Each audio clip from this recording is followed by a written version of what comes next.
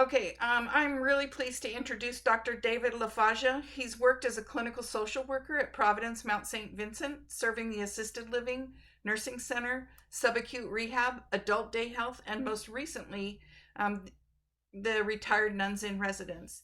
He currently works at UW School of Social Work as the director of the Gerontology Certificate Program at the School of Social Work, and he teaches undergraduate and graduate students. He's also worked as a research scientist focusing on the development and implementation of cognitive behavioral interventions for treating mood, behavioral problems, and sleep disturbances in older adults with dementia and their family caregivers. He provides training to a multitude of Washington agencies on implementation of evidence-based programs to improve the lives of persons with dementia and their family and non-family caregivers. And I can't think of anyone who is more qualified to give us the whole scoop on sleep and wellness across the lifespan. Welcome, Dr. LaFazia. Thank you, Dr. Cochran. It's a pleasure to be here. Yeah, so this is actually my favorite topic to talk on. I think sleep is so important.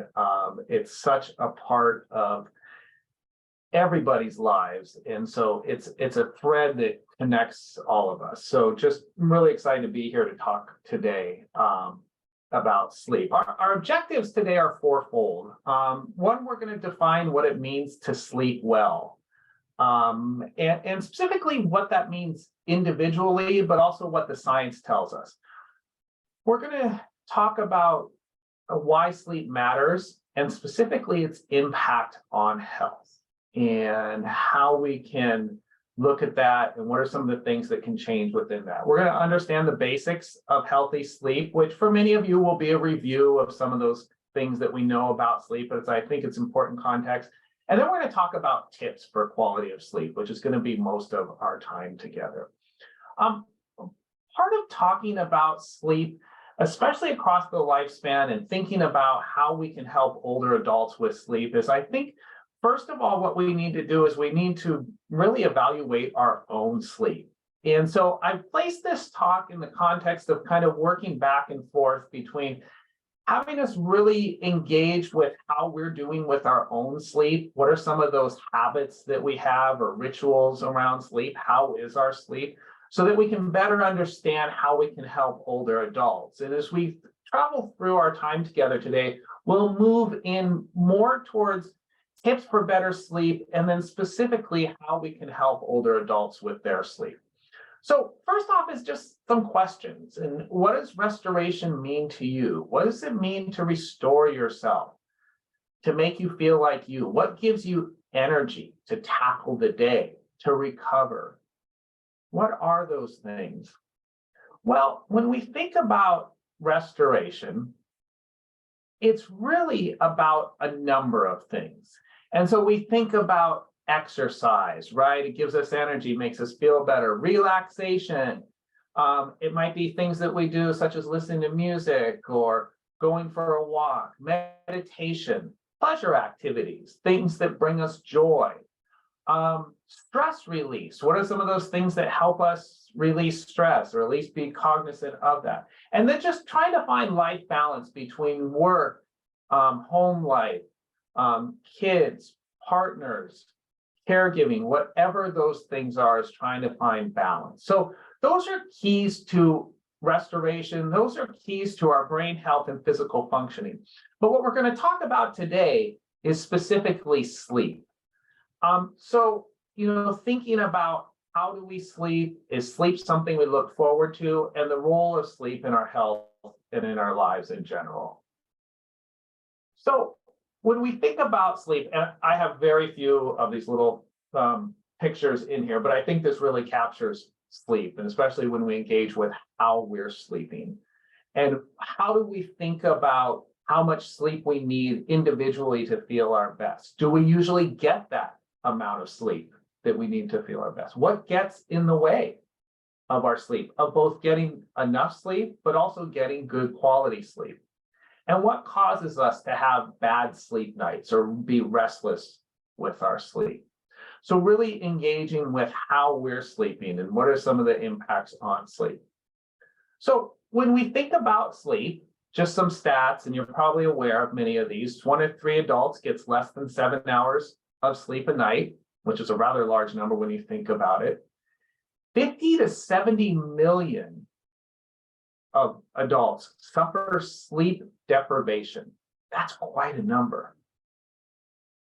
Over nearly 70 million sleep deprivation on a regular basis. 9 million use sleeping pills, probably underreported. 50% of us often wake unrefreshed. So it's really an issue that's salient to most of, if not all of us. So let's talk about why sleep matters. You know, maybe you feel like it's just a necessary thing that you have to do. Maybe it feels like a waste of time, getting in the way of all those things that we need to do to get done during the course of the day. Maybe you feel like you have enough sleep, and what the science says we need for sleep really doesn't pertain to you. But what I want us to engage with is think about some of the things that we know negatively impact our sleep and how that impacts our health. Well, a lack of sleep leads to increased risk of a variety of health conditions. Most common or most prevalent, heart disease, diabetes, especially type 2 diabetes, and depression. Other impacts of not having enough sleep is increased hunger. So which kind of makes sense that if you're not getting enough sleep, you're trying to get energy in different ways. And so we eat to get that energy. But it's also because when we're not getting enough sleep, our body isn't producing the necessary hormones that help to regulate and give us energy as well. Also, a lack of sleep leads to impaired decision-making skills. Ironically, when we think of all these things that have to do with sleep, research has shown that sleep-deprived people are less likely to think they need more sleep. Kind of makes sense when we think about impaired decision-making skills and cognitive changes with lack of sleep. So, what happens without enough sleep? This is just a snapshot. There are so many things that happen without sleep, but these are the things that happen most common, happen to most people, and really most impact our health and well-being. First of all, weakened immune system. I think we've all experienced this, right? We get a lack of sleep and we just feel like our immune system is shot. We often find that we're more susceptible to a cold or a flu bug or something else when our immune system is down. So we know that. And sleep is one of the main things that strengthens our immune system. Impaired memory. So we just don't remember when we're not getting enough sleep. You hear people say things like, I feel loopy, I feel off, I'm not clear, right? Decreased concentration and cognitive functioning. Our brains just don't work well without sleep and restoration. And we're going to talk a little bit about that as we go forward. Chronic fatigue. So not just feeling tired, but not having sleep on a regular basis can lead to chronic fatigue and chronic fatigue syndrome and further complicate that. Irritability makes sense. I mean, think about the last time you didn't get enough sleep and how you might have interacted with your family, friend, coworker. You're just irritable. It just is when you don't get enough sleep. Anxiety, which makes sense too, because we have anxiety because we're not performing at our best. And so we're anxious about tasks that we know we have to focus on that require our mental concentration and our physical engagement as well. And we get anxious about that. And then weight changes. So, you know, there's a growing body of research that has shown that there's a link between how much people sleep and how much they weigh, which kind of makes sense if we think back to the previous slide about a lack of sleep leads to eating more as well. But also there's some things that happen with sleep that actually help us to burn calories too. So I want to just go over a few things with kind of healthy sleep 101. What does it look like? How does your sleep compare to what is the right amount or the recommended amount of sleep? So when we think about sleep, you'll see here, these are the age groups. from 0 to 3 months to 65 years plus. I think what's interesting in this slide is that the real variation in range really happens only up to age 17, right? So when we think about sleep in adulthood, in the middle years, and as older adult, it's pretty much similar. 7+ hours, 7+ to 7 to 9 to 7 to 8 hours. That our need for sleep kind of settles in after the teenage years and is really consistent over time.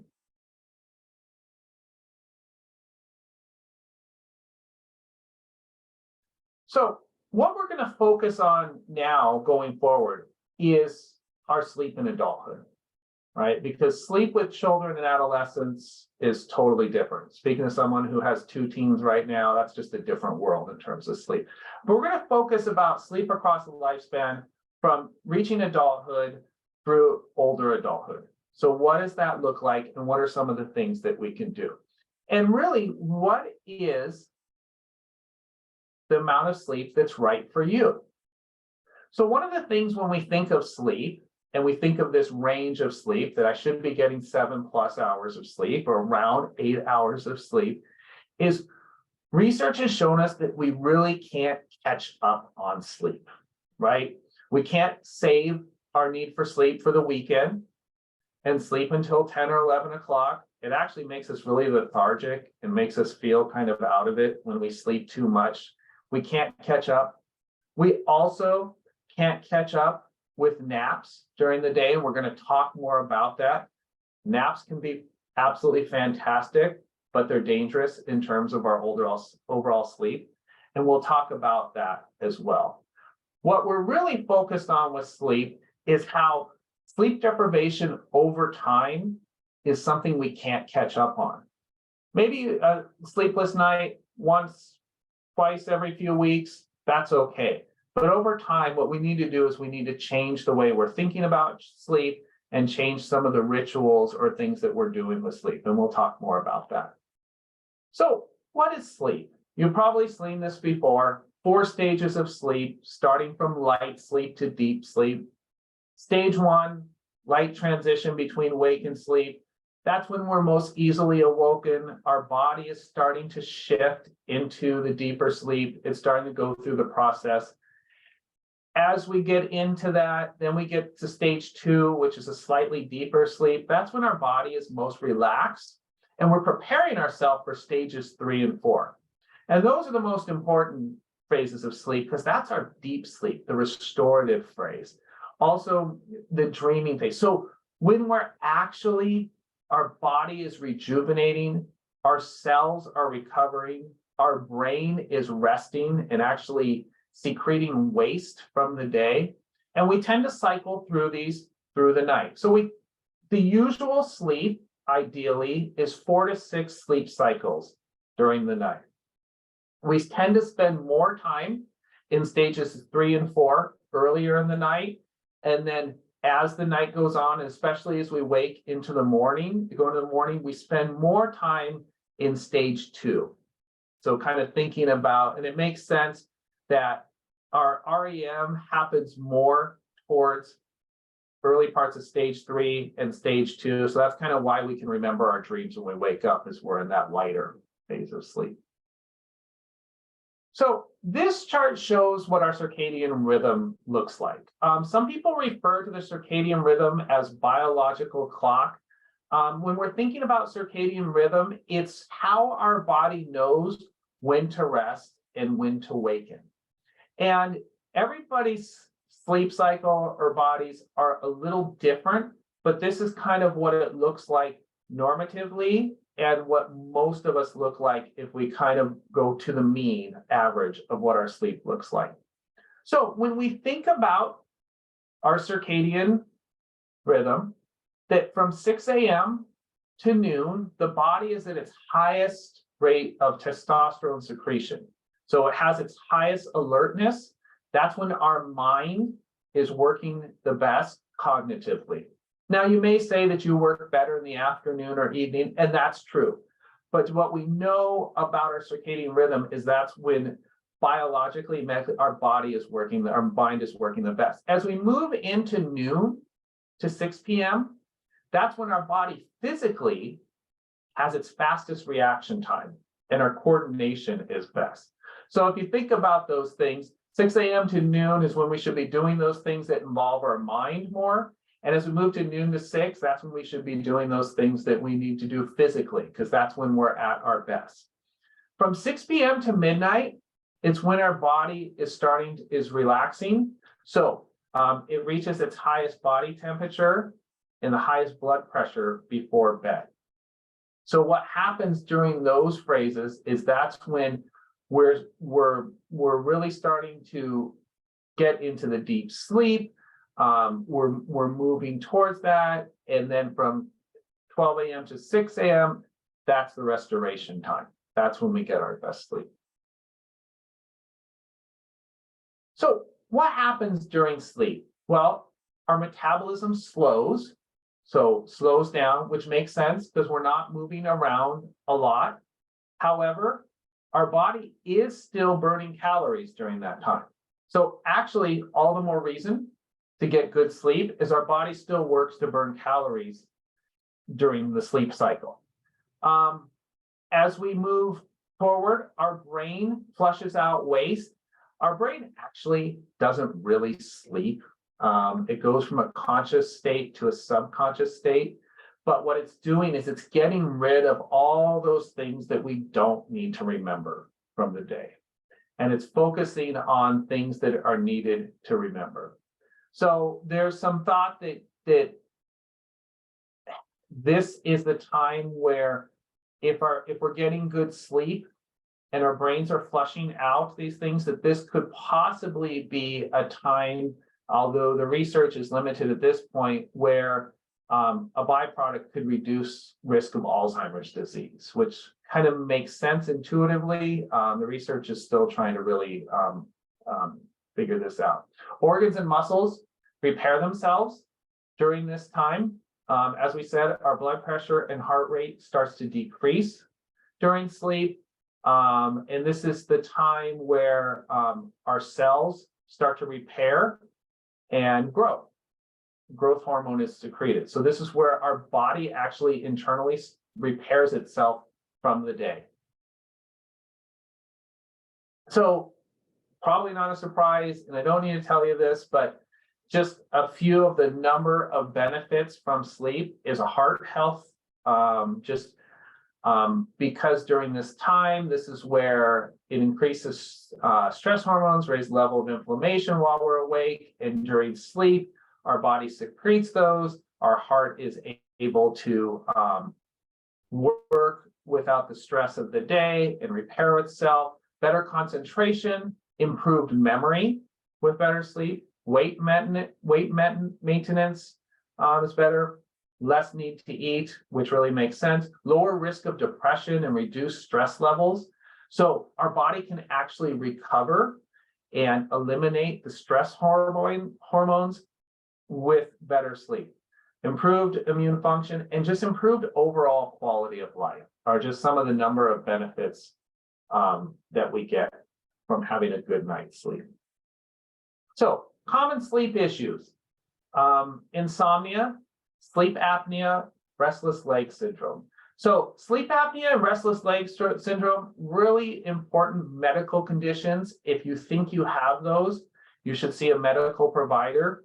What we're going to focus on from our time going forward is insomnia or sleep deprivation or just challenges with sleep, because those are things that we can really look to focus on behaviorally or with environmental changes.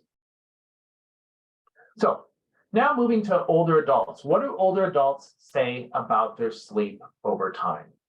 Well, some of the things we know is that time in bed increases. So some of that is just recovery. Other parts of that is that it just takes longer to go to sleep or more awakenings during the night. So it makes sense you have more time in bed. Total sleep time at night decreases. Time to fall asleep increases. So that's called sleep latency. So basically the time that your head hits the pillow to the time you fall asleep, that time period gets longer and longer with age. more dissatisfaction with sleep, more tired during the day, and more frequent daytime sleepiness and napping. So if you think of each of these things, it really makes sense because each of these are related to one another and are outcomes of having a poor night's sleep.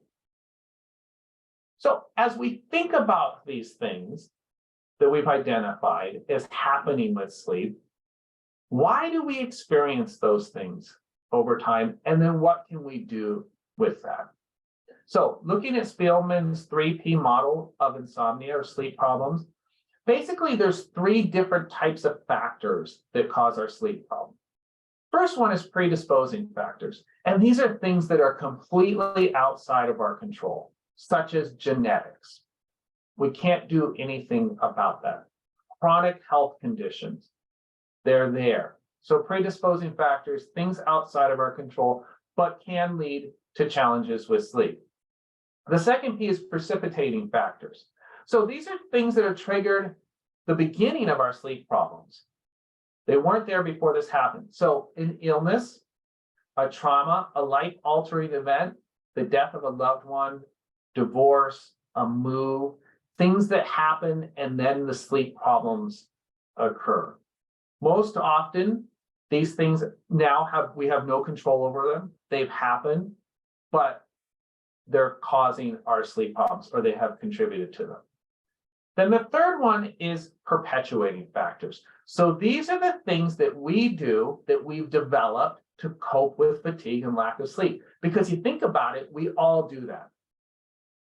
Having consistent bad night sleeps or just one bad night's sleep. We still get up, we go through our day, we have things that we do to cope with fatigue and lack of sleep. We do it on a regular basis.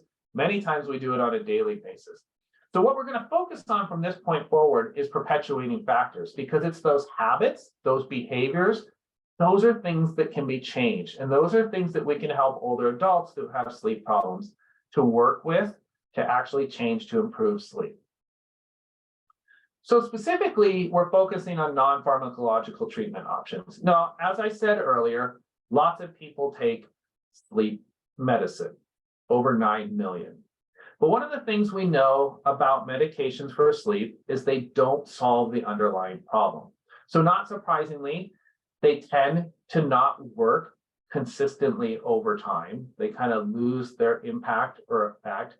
And the other thing is they're not addressing the root cause of the problem. So they can't really cure sleep problems or make them feel completely better because that underlying perpetuating factors are still there that brought us to this point. So some of the non-pharmacological treatments options, we're not going to discuss each of these in depth, but we're going to go over each one of these as treatment options. So cognitive behavioral therapies or CBT, looking at the behaviors and our thinking around sleep. Light therapy, getting more light can actually help with sleep. And there's research that shows, and we've done some research studies ourselves, that shows that the use of a light box for light therapy can help with sleep. Lifestyle. So just kind of changing the things that we're doing in terms of our activity, especially around exercise, can help with sleep. And then complementary alternative things that can be done with sleep: acupuncture, herbal, dietary, aromatherapy, meditation, those types of things, non-pharmacological treatment options for getting a better night's sleep. So, tip for better sleep. From this point forward, we're going to focus on 6 specific areas that are really key for getting restful sleep. We're going to talk about cognitive, so our thinking about sleep. Relaxation. What are some of those things that we can do to help our bodies get ready for sleep, relaxing? What are some of those things we shouldn't be doing that are not relaxing? Blue light filters, or actually just light in general, and how that impacts sleep. Regular meals, dietary issues. So what are some of the things we're eating? How are we eating? Exercise, and then our sleep routine. What are those behaviors? What is that routine that we've developed that we might be perpetuating that needs some changing with sleep so that we can reverse that trend of getting poor night's sleep? So first off, just a little bit about cognitive behavioral therapy. So when we think about cognitive therapy, it's really about addressing the thoughts and beliefs that interfere with sleep, which, if you think about it, there is something that happened that caused the sleep to be poor to begin with. And then we perpetuate them with these thoughts that we have, and we can't help it. I don't know if this has ever happened to anyone, my guess is it's happened to all of us, that we've laid in bed, we can't go to sleep, we're thinking about sleep, we're trying to will ourselves to sleep, and things start popping in our head, and beliefs that we have, racing thoughts, thoughts about sleep start to interfere with our ability to fall asleep and our sleep overall. Examining predisposing factors. So what are some of those triggers that we talked about that may have led to sleep changes? So such as divorce, prior caregiving responsibilities, whatever that might be, an illness. So examining those and then addressing perpetuating factors for change. And that's really what the behavioral part of cognitive therapy comes in, where you're addressing the thoughts about sleep, but then focusing on those factors, those behaviors that are perpetuating our sleep problems and changing those. So cognitive therapy and cognitive behavioral therapy. The next thing is relaxation. And we all have different ways to relax. It might be an activity for one person, may not be very relaxing to another person. So it's really about what each of us find individually relaxing and how, as practitioners, we can help older adults with their sleep as well. So some things that we know help with relaxation, journaling. And, there's different thoughts and different ways to journal. You can journal and wax on poetically, or just write down things of the day.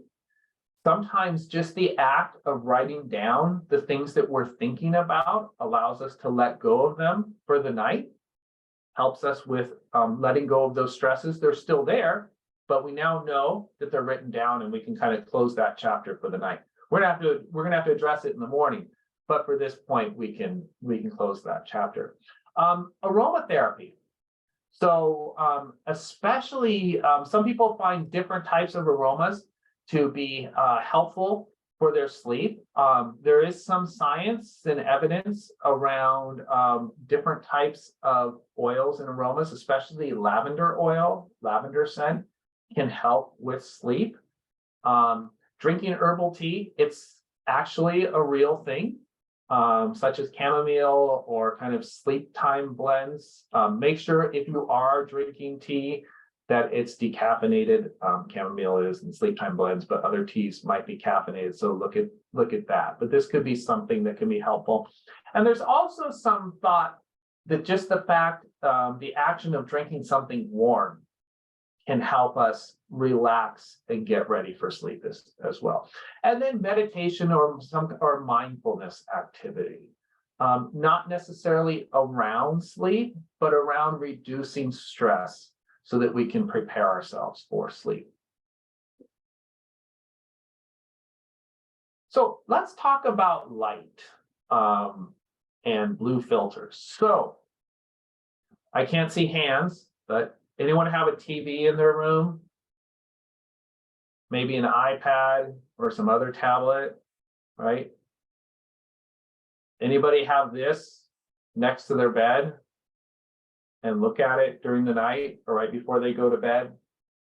So light can impact our sleep greatly. And it's the light, but it's also the stimulation that the activity provides that kind of messes. If we think about our circadian clock, our circadian rhythm, we should be relaxing. But if we get stimulated, that's the last thing we want to do to help with sleep. So for optimal sleep, get exposure to daytime bright light.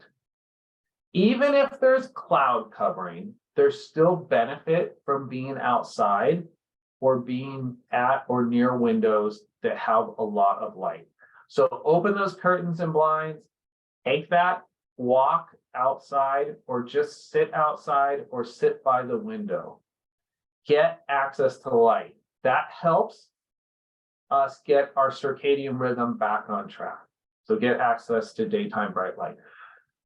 Turn off electronics 2 to 3 hours before bed. That's hard. That's really hard. One of the things that we can start to do is start to step that back a little bit. I would never advise anybody who goes to sleep with their phone or the TV on or a tablet to stop using it 2 to 3 hours before bed. But start to think about it realistically. So maybe don't bring it to bed, or have a timer on it and slowly move that timer back so it turns off. And then we slowly don't use it. So what is that? If you must use electronics, again, not ideal, use a blue light filter app or function, and don't do anything too stimulating. Don't watch a horror movie. Do not read your work emails before you go to bed. But if you are going to use electronics, do something that's going to be relaxing. It's going to help you get ready for bed. The next thing is regular meals. So when we think about eating, what we really want to do is distribute our nutrients throughout the day, really distribute our calories throughout the day. So with that, we want to avoid things like high sugar, high fat. We don't want to rely on these things that give us energy. We want to incorporate nutrient-dense foods such as fruits, vegetables, whole grains, lean proteins. Those things we all know, right? We know those. So the same foods and dietary habits that are important for our overall health are important for sleep. One piece that's specifically important for sleep is to eat something shortly after we wake up. And this should not be a high calorie cinnamon roll or something like this, but something with fruit, with some protein, some yogurt, some nuts or grains, something that we can start to get real energy from, not just caffeine for energy or high sugars. So, and then thinking about how do we spread it out throughout the day. As we think about those things, we want to focus on the nutrient-rich foods, our greens, our fruits, our fish, whole grains, berries are a wonderful source of healthy food that help with sleep. We want to avoid alcohol, caffeine, and spicy foods. Now, not telling you to cut it out completely, but when we're talking about it, when we're talking with a client about it, think about how we can step that back a little bit. So one of the recommendations is that we really shouldn't have caffeine after about noon. It kind of depends on what time we go to bed, but anything after noon in terms of caffeine is already impacting our sleep later. We want to avoid spicy foods at night. Although we might not be cognizant of their impact on our sleep, just the fact that our body is having to digest those foods as we're trying to prepare for sleep can impact our ability to fall asleep. We want to make sure we hydrate well throughout the day for a variety of reasons. One is we might just have a dry mouth if we don't get enough fluids. We might get leg cramps as a result of a lack of hydration. And we also lose fluids while we sleep. So it's even more important to be hydrated before we go to sleep, but not to drink all that water or tea right before bedtime. But think about spacing that out a couple hours before one falls asleep. And then, of course, as we said, incorporate sleep promoting foods. Fish, tart cherry juice is a very melatonin-rich beverage that can help with having sleep problems, help reduce insomnia symptoms. Whole grains, barley, whole wheats, other whole grains are rich in magnesium. And those who are deficient in magnesium find it difficult to sleep. And so this can help build that up. And then other things such as yogurt is a very calcium-rich foods. So that's a type of thing that are good things to eat throughout the day. Also good snacks before bedtime, and we'll talk a little bit more about that. So the next thing we want to address is exercise. I don't have to tell anyone the benefits of exercise for overall health. But one of the things we do know is that exercise helps with sleep. It helps with overall sleep quality, and it decreases daytime sleepiness. And it helps us fall asleep faster. So the recommendation is 150 minutes per week of moderate to vigorous activity. When I'm working with clients and we're trying to build this up, I think of moderate intensity as while you're working out, if you can still talk, but you can't sing, then you're at moderate intensity. If you can sing, it means you're not working hard enough because you have too much energy and lung capacity that you're not using for exercise. So think about that in terms of how do we gauge that. When we talk about adding exercise into our day, thinking about what has the client used prior, what type of activity have they found helpful? It doesn't have to just be walking, and how can that be incorporated into a new daily routine? When we think about what time, the research is really mixed. It's really individual. Morning, afternoon, or evening. What's most important is that you get exercise. In terms of timing, probably the recommendation is that you really shouldn't exercise just before bedtime because now we've stimulated our body. But then again, everybody's different. You just kind of have to find what time works best for you. So sleep routine. Having a bedtime ritual, a routine for relaxing and winding down before bed can help us to get a better night's sleep. So when we think about developing a sleep routine, find out what activities are relaxing. What helps one to relax when one's not sleeping? And how can that be incorporated into sleep routine? What amount of sleep makes you feel rested? What time would you need to start your routine for bedtime, to make that happen? So thinking about those activities and then helping clients to add one of these things into their routine. We're not going to pile on all these changes at one time, but just one thing at a time, then we'll start to build a new sleep routine. Kind of thinking about time. Sometimes people ask, when should one start their sleep routine? Well, really, we should start relaxing a couple hours before bedtime, but that's often hard to do with the reality of life balance. So if we can't do that, thinking about 30 to 40 minutes before you hope to fall asleep is when you should start winding down and getting ready for bed and whatever those activities that you have. So some sleep routine tips. Make sleep a priority. Schedule it just like you do everything else. Right now, for many, it's the lowest priority with everything else that's going on. Or my sleep is just bad. So that's what it is. But it has to be a priority. Be consistent. Try to keep a regular sleep schedule, even on the weekends. When we're trying to align our sleep back in order, the best thing that we can do is start by getting up at the same time every day. Our sleep will start to fall into place. So not worrying necessarily about bedtime. We want to get there, but just getting up at the same time. Set a turn-off time, schedule that, and be consistent with that as possible. Incorporate some type of relaxation activity, whatever that might be. It could be a mindfulness activity. It could just be sitting quietly. It could be reading, whatever that does that relaxes us. Preferably, that should involve turning off electronics so that we can have some time to calm our mind. And then create a restful environment. It should be someplace comfortable. The bed should be comfortable. Should be a good temperature.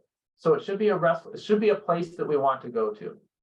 And then naps. So what about naps? So 20 to 30-minute naps are good for our bodies. They help us rejuvenate. Anything over 30 minutes, and basically any nap. So if you go to bed at around 11 o'clock every night, really shouldn't take a nap after about 2 o'clock. Kind of the time frame. If you are taking any nap prior to 2, it shouldn't be more than 30 minutes. Any nap longer than 30 minutes, any nap later in the afternoon or early evening, you're just stealing from the night. You're not catching up on the night before because we can't catch up on sleep. You're just setting yourself up for having a poor night's sleep again.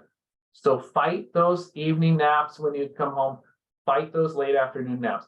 That's one of the hardest things when working with older adult clients is changing that nap pattern and working with them to show naps are good. Let's just take them a little earlier. So start to slowly help people to see that and to move those naps back. I always nap at 4. Okay, well, maybe for this week, we start napping at just 3:30. I always nap for an hour. Okay, well, let's talk about napping for 45 minutes for this week and see how that goes. The body adjusts. And as we start to work back from that, the sleep will start to get better. Sleep routine tips are so important. Sleep routine is so important to overall sleep.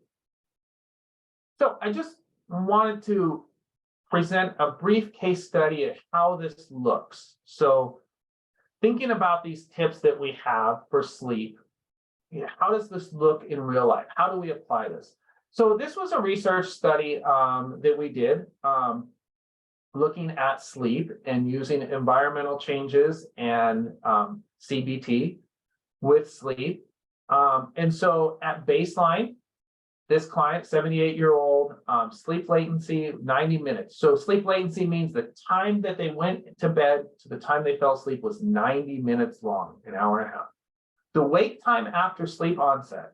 So the initial sleep time, and then how often or how long they were awake during the night. This could be one episode or multiple episodes. It's usually multiple episodes, 115 minutes.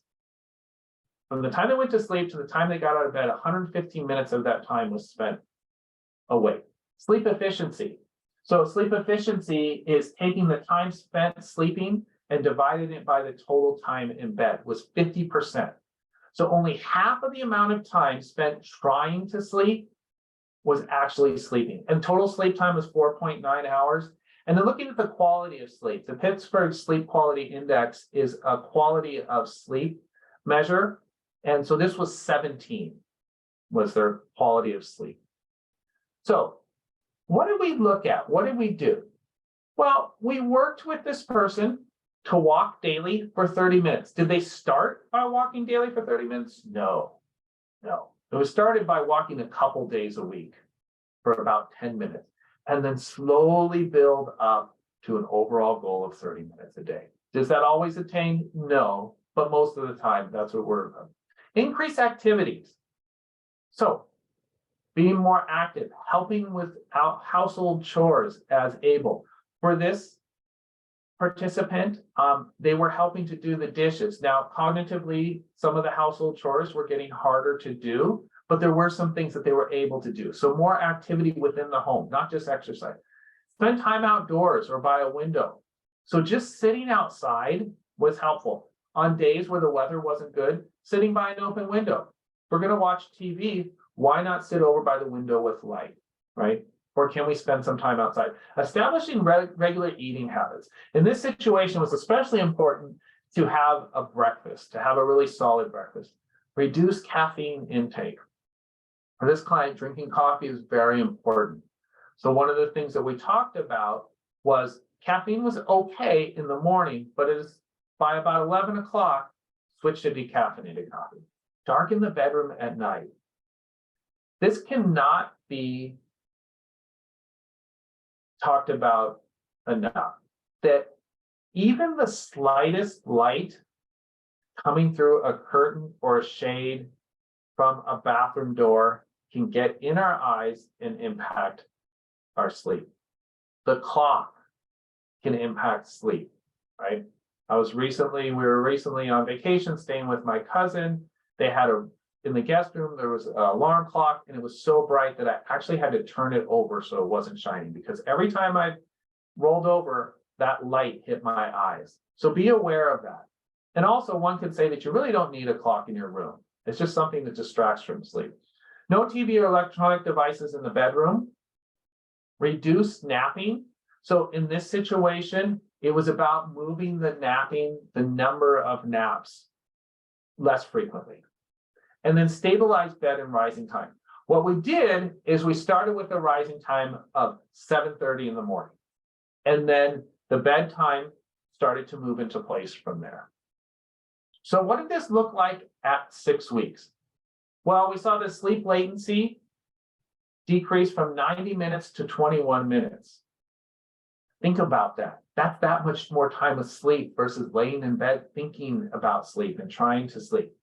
The wake time after sleep onset went from 115 minutes, almost 2 hours, to only 37 minutes.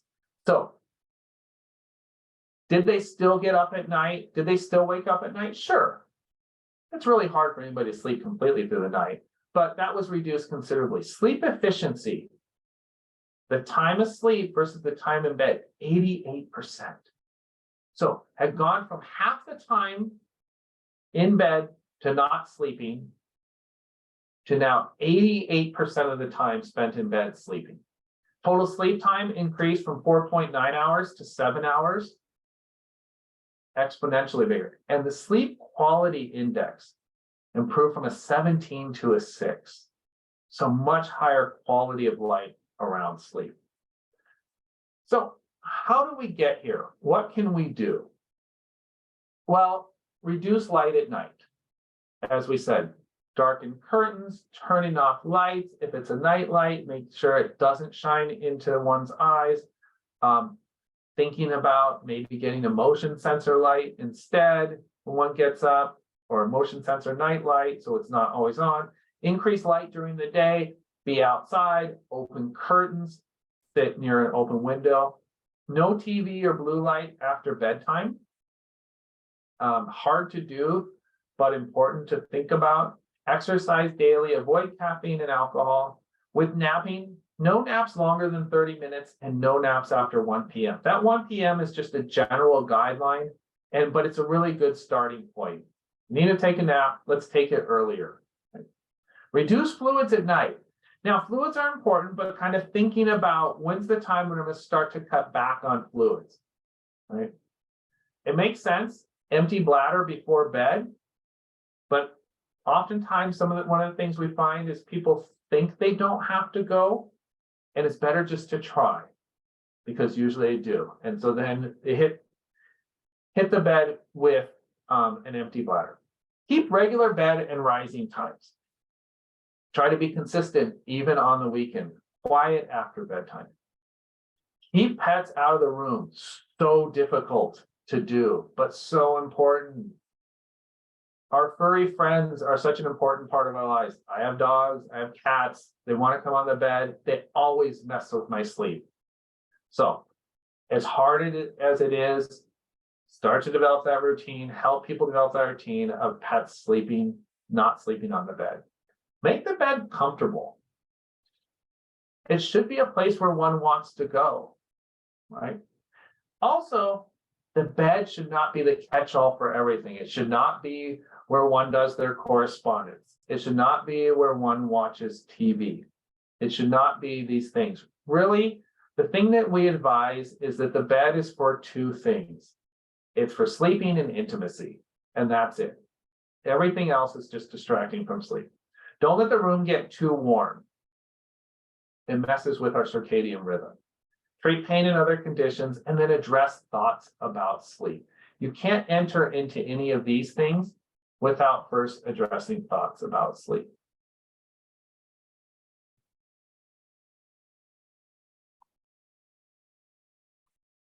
So, what do we advise? You got to give it time, right? People's sleep didn't get worse overnight. It happened over time. Think about those predisposing, precipitating, perpetuating factors. We got here over time. So it's not going to get better immediately either. It's going to take time. But the most important thing is to make a plan and stick to it. It takes time, but these things help. Thank you. Thanks so much. This is like really helpful for working with older adults, but just in our everyday life too. So I really appreciate it. Yeah. Um, while people are getting some questions ready, I had a couple, and it maybe moves us a little out of the wellness, but we see a lot of older adults who are using CPAP. And Mhm. although when you went through your tips, it seemed like they're all pretty darn relevant for folks who are using CPAP as well, but is there any sort of additional tips or modifications that you would suggest? That's a great question, and you're absolutely right. All these things that we're talking about are relevant and useful for people who are using CPAP machines or people that have restless leg syndromes. Those are sleep issues that need to be addressed, and part of that is medical, but part of that can be um, through non-pharmacological and behavioral treatment. The one thing that I've heard from folks that kind of comes to me right now is using some type of white noise to help with the noise that the machine may be generating. Although the machines have advanced to the point where they make such little noise, it's still different than not having the machine on. So I've heard people say that having some kind of white noise in the room, maybe not through the night, but at least with a timer on it, can help with that as well. Oh, helpful. Yeah. Hadn't thought about that. Lisa said that she had a resident in retirement community recently share that she was magnesium deficient and switched to taking her supplement at night, and it's helped her sleep better. Is there evidence for this, or is it more just an anecdotal story? That's a great question. So there is some evidence around being magnesium deficient and sleep. I don't know specifically about the timing of taking a supplement, but one of the things we do know is that everybody's body is different. And so how one takes in medications and what works best for them is so important. So it kind of makes sense. I kind of think about it this time of year where many of us are dealing with allergy problems, and some of us need to take our allergy medicine in the morning, and some of us need to take it at night. And I don't know why, but it's different for each of us what helps us most. So I imagine that's the same thing with that resident. Any other questions, folks? This was a great overview. I'm going to launch us back into the world of sleep problems and ask if there's cues about, and I maybe it's mainly for folks who live alone, because I know that there's a sleep partner can sort of pick up on some of those cues about needing to be evaluated for sleep problems, Mhm. sleep apnea or whatever. But what kinds of things should we be watching for with older adults that maybe a sleep consult would be a good idea? Yeah, that's a great question. I mean, because you're right. I mean, because a partner is going to pick up on those things. They're going to pick up on apneas. They're going to pick up on snoring. So those are some of the things. I think snoring could still be something that a person who's living alone that could be discussed, because for some people their snoring wakes them up, and so they can be aware of it. In terms of outward signs that one might see is, um, you know, any change in cognition or memory should be evaluated. I think we run into situations where we think that might just be a normal part of aging, or that dementia or mild cognitive impairment is already there. So I think if you're noticing any changes in cognition, in memory, in ability to manage things that one used to manage very carefully, such as bills, or even remember to get the mail or things like that. I think those would be signs of a full workup, and one of those things should be sleep that's addressed. Okay. Other questions, folks?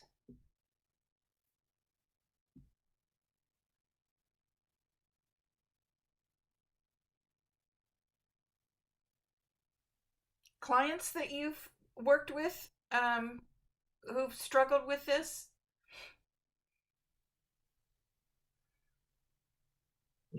Who struggle with these changes? Yeah. Yeah, it's hard. I mean, one has to want to change on a certain level, and I think that's the hardest thing with changing sleep. I mean, not surprisingly, with older adults, and as we move into the next generation, it's just a little bit different, but for many, it's the TV in the bedroom. Now we're moving to the iPad and the phone on the chest. It's that's what it is. I think that's the hardest part. But the thing about it is as with anything, you don't need to do everything. You just have to start somewhere. So I think people have challenges or difficulty with certain parts of the recommendations. But it's if we can change one thing, we can start to change sleep. Kathy said, what is the downside for taking sleep medications long term? That's a great question. So one of the downsides, I don't know of the long-term effects to one's overall health, but one of the things that happens with sleep medications is our bodies start to get used to them, and then we have to take more of them. If you think about it, you're putting a foreign substance in your body, and we can't function at our best. That it takes longer for us to get the chemicals out of our body that then starts to impact our overall functioning, both physically and our cognitive functioning too. So I think that's one of the issues that happens with it. And then there's a follow-up question about risks or downsides sides of long-term melatonin supplement use. That's a great question. I don't know of any long-term effects of melatonin use. I know that one of the things that's happened, and Barb, if you know, I'd love for you to chime in too. I know one of the things that happens with it is kind of the same thing with sleep medications, is that the effect of the dose starts to decrease and people have to take more.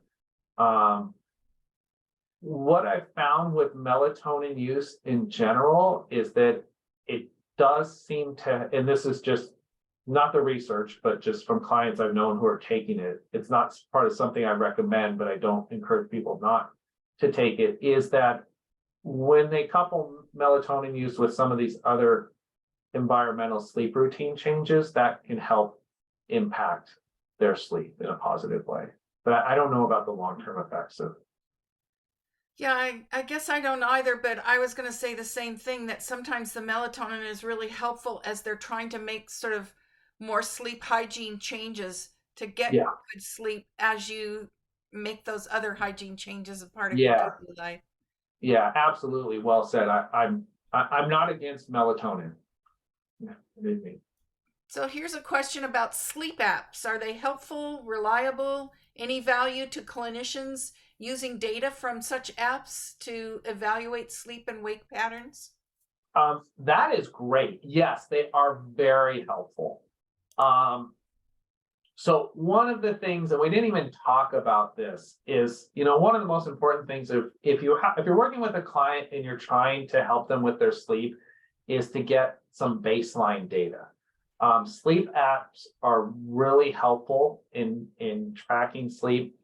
They aren't completely accurate. You think of the sleep apps that are available on Apple Watches and other things, but they start to paint the picture of what sleep is. Even a pen to paper log of sleep over a week or two is helpful as well. So it's just establishing some type of baseline period, understanding what sleep is happening. How should people adjust to longer, shorter days in the winter versus summer? Is it okay to have shorter average sleeping times in the summer and longer in the winter?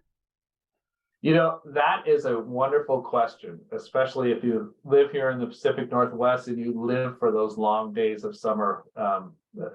Both the length of the day and that the weather is finally good. I think we're all prone to sleep less because we want to take advantage of that. It does start to mess with our sleep. I mean, if you think about it, even this change in daylight savings time, it was only an hour, but it takes 10 days to 2 weeks for our body to adapt to that. So if you're thinking about changing your sleep during then, which I think is a great question, is just try to be consistent over that time. I think that consistency is what's important because you can get your sleep back in order and you start to, and it makes sense that as the days get shorter, you'll start to go back to whatever that other routine was. But I think just the consistency is what's important. And I was going to say, and I'm sure you sort of echo this, some of the, not talking about melatonin, but some of the sleep medications that people have taken in the past are now viewed as potentially inappropriate for older adults. And that's it, like it's a huge embarrassment, I guess, a strong memory when I used to work coronary care up in Anchorage. It was just routine that we would give our patients Benadryl at night. And now I'm just horrified because of the anticholinergic effects. But I was just going to say to everyone, hang on. I think it's the last talk of this series, Leanne Mike is going to be talking about medications and the beers update. She'll be going to the American Geriatric Society meetings where they're going to be releasing soon before that meeting the updates to the beers criteria of potentially inappropriate medications, and she can address perhaps some of these questions you've had about long-term effects of medications as well. Yeah, that's great. And I think that is important to think about, how we've used sleep medications. And I smiled as you were saying that because we used to give it to everybody. And now, but now we know increased falls and now you even see increased risk of death. It's part of these medications. So I think it's important to look at the situation, look at other health conditions, and I'm curious for that talk, especially looking at the impact on one medication on another as well. Yeah. All right, everyone, some great questions, great talk. I don't know if you saw the chat, but people really appreciated how comprehensive it was. And I will see you all next Tuesday. Have a good day. Thank you. Take care. Thanks, David.